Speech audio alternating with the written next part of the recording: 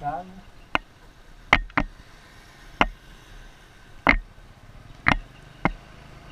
Đó nè.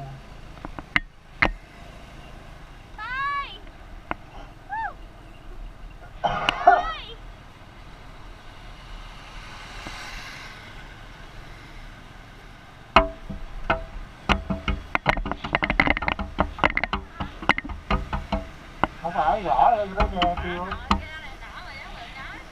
Ủa không ai chạy thì mình chạy thôi.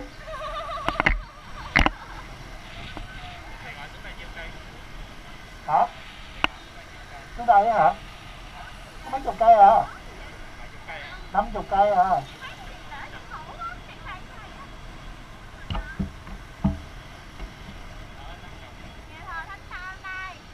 Wow. Heo, heo. Cái kim không? Cái kim nhà thờ không? Không. Gì? Có biển chỉ nó. Có chụp không? 100 năm rồi đó. Trời, 100 năm. Rất nhiều đâu.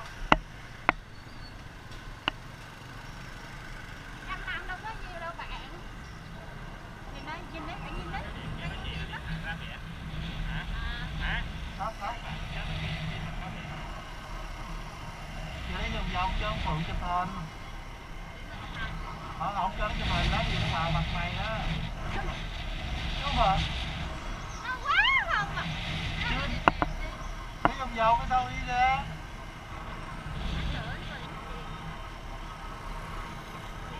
Đi cung trưởng kìa.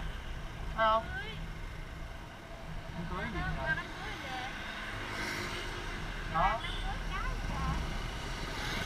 Cái này nhà vợ của ông Kim Định đó. Trương Định hả? Ông cứ về nó cùng rồi.